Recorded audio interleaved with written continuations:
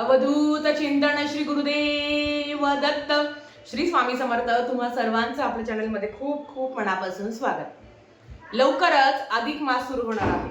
आता बऱ्याच महिलांचे असे प्रश्न आहे की ताई, अधिक मासामध्ये आम्ही कुठल्या कुठल्या ग्रंथाचं पारायण करू शकतो, काय करू शकतो, कसं करू शकतो, त्या संदर्भातली माहिती आज आपण बघणार आहोत. तर चला व्हिडिओला सुरुवात करूया. सर्वात आधी या संपूर्ण अधिक मासामध्ये आपण कुठले कुठले पारायण करू शकतो आणि ते कधी करू शकतो. संपूर्ण अधिक महिना हा तेवढाच पवित्र आहे.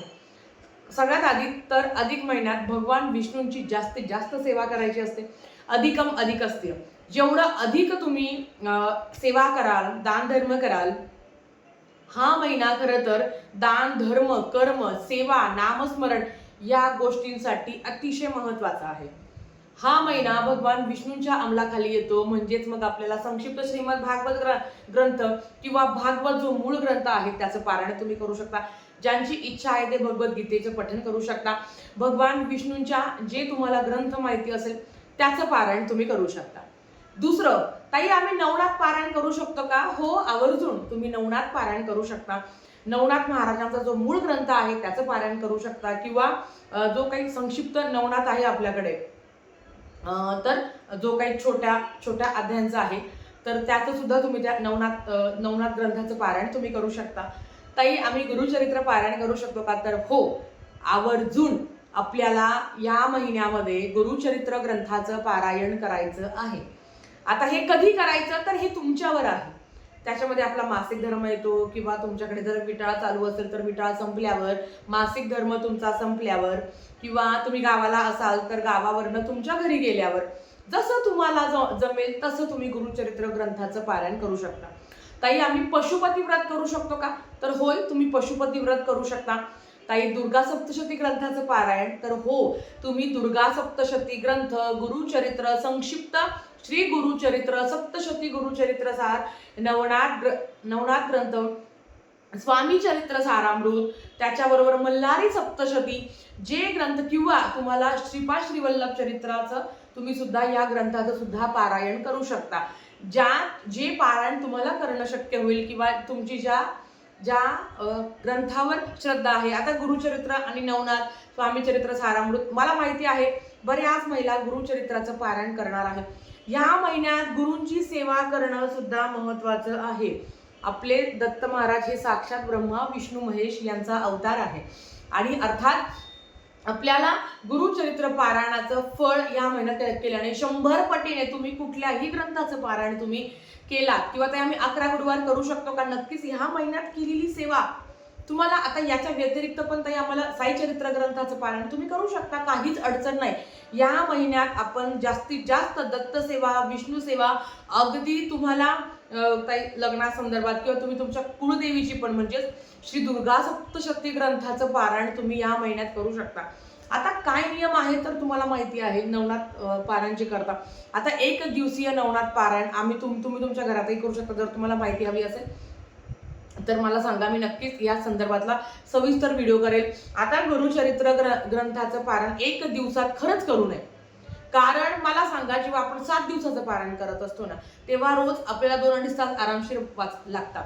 ओळीवर बोट ठेवण्यात काहीच अर्थ नाही आहे. तुम्ही व्यवस्थित पद्धतीने 7 दिवसाचं पारायण करावं. खरं तर गुरुचरित्र ग्रंथ हा 7 दिवसातच पारायण करायचं असतं. 7व्या दिवशी तुम्ही समाप्ती करू शकता.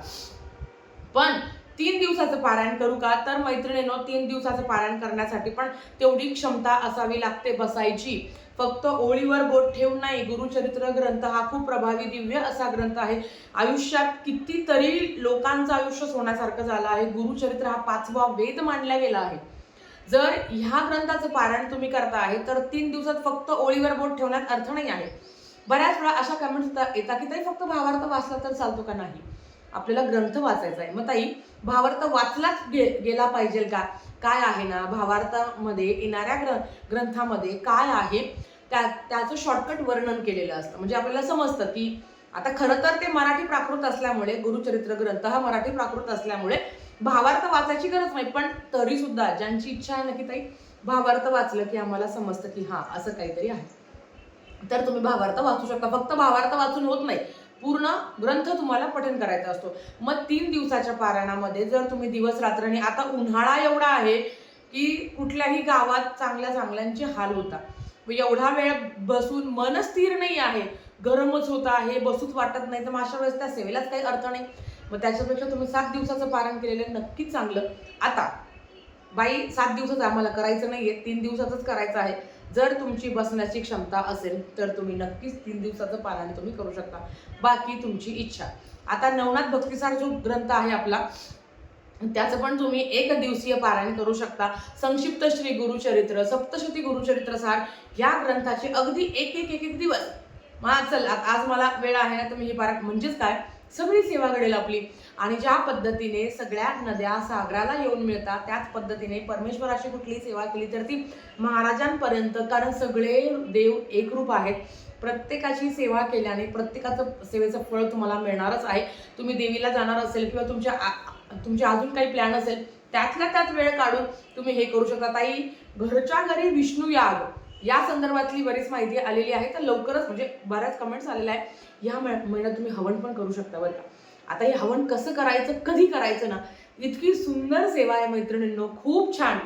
पण आता मला माहिती आहे काही महिला गावाला गेलेल्या आहेत, ताई आम्ही आमच्या माहेरी पारायण करू शकतो का, अशा सुद्धा कमेंट झाल्या. आता अर्थात 15 जून पर्यंत असणार आहे, तर माहेर पण आपल्याला हे नाही करायचंय. गुरुचरित्र पारायण खरंच तुम्ही तुमच्या माहेरी करू शकता. सगळे पारायण तुम्ही तुमच्या माहेरी करू शकता, काही अडचण नाही. कारण काही पारायण अगदी 1 दिवसीय आहे. एका दिवसात तुम्हाला स्वामी चरित्र वाटलं, कारण 15 दिवस अजून माहेरी थांबणार असेल तर मग तिकडे कधी जाल, मग कधी पारायण होईल. मला असं वाटतं ना, सत्यनारायण माहेरी करू नका, आपापल्या घरी ती करा. बाकीची पारायण तुम्ही माहेरी करू शकता. संकल्पयुक्त काही सेवा असेल तर तीही तुम्ही करू शकता. आपल्याला माहेरी सेवा केलेला काहीच हरकत नाही, कारण काहीही न करण्यापेक्षा काही केलेलं नक्कीच चांगलं असतं. जेवढं जास्त जमेल ना मैत्रिणींनो, तेवढी जास्त सेवा करण्याचा प्रयत्न करा, कारण हा महिना परत 3 वर्षाने आहे. अधिकम अधिक असते. जेवढी जास्त सेवा कराल तेवढं जास्त फळ तुम्हाला मिळणार आहे. आणि मेन म्हणजे फळापेक्षा पण ना, हा महिना आपल्या केलेल्या आपल्याकडनं कळत न कळत घडलेल्या वाईट कृत्यातून किंवा कळत न कळत केलेल्या जे काही पाप आहे आपल्याकडनं घडतं रोज, तर त्याच्यातून मुक्ती मिळण्यासाठी हा महिना आहे. आता हे मला सोनं, चांदी, हिरे, मोती, दागिने ते सगळे नंतरचा भाग आला. जोपर्यंत आपले जे भोग आहे ते कमी होत नाही, तोपर्यंत इच्छापूर्ती होत नाही. मग ते भोग कसे कमी करावे कमी कालावधीमध्ये, कारण ह्या महिन्यात केलेल्या सेवेचं, दानाचं किंवा चांगल्या नामस्मरणाचं फळ हे 100 पटीने तुम्हाला मिळत असतं. मग हाच तो महिना आहे की जास्तीत जास्त सेवा करावी. आणि सगळ्या सेवा महाराजांच्या चरणी, तुम्ही ज्या काही देवाला मानतात त्यांच्या चरणी आपल्याला ह्या रुजू करायच्या असतात. कारण तेच आहे, आपल्या सगळ्यांचा लेखाजोखा महाराजांकडे आहे. कोणी किती वाईट कृत्य केलं आहे ते पण लिहिले आहे, आणि कोणी किती काही सेवा केल्या आहे त्या पण लिहिलेल्या आहे. आपला भोग कमी होण्यासाठी, आपल्याकडनं जे वाईट कर्म घडलेलं आहे ते कमी होण्यासाठी हा महिना आहे. म्हणून जास्तीत जास्त सेवा करण्याचा प्रयत्न करा. बाकी कसं करायचं, काय करायचं हे सगळं तुमच्यावर आहे, कारण प्रत्येकाला तेवढा वेळ मिळेल असं नाही. पण जेवढं जमेल तेवढं करण्याचा प्रयत्न करा, कारण जेव्हा अधिक महिना होईल ना, तेव्हा मनाला समाधान मिळेल. काही काय, मला पैसा अडका, घर बीर याच्यापेक्षाही समाधान मिळेल. बापरे, अधिक महिन्यात माझ्या एवढ्या सेवा झाल्या, आणि तो जो आनंद आहे ना, तो खूप असतो की माझ्याकडनं हे घडलं, हे पारायण झालं, हे ते झालं, आणि आपण कोणी नाहीये. महाराज आहे, आपल्याकडनं काय करून घ्यावं काय नाही सगळं महाराज ठरवता. करता करविता आपले मालक आहे, आपण फक्त निमित्त मात्र असतो. तर झालेली सेवा स्वामीच्या चरणी मी रुजू करते आणि आजचा व्हिडिओ इथे थांबवते. आवडला असेल तर लाईक, शेअर, सबस्क्राईब करा. भेटूया परत अशाच एका नवीन व्हिडिओ सोबत. तोपर्यंत श्री स्वामी समर्थ.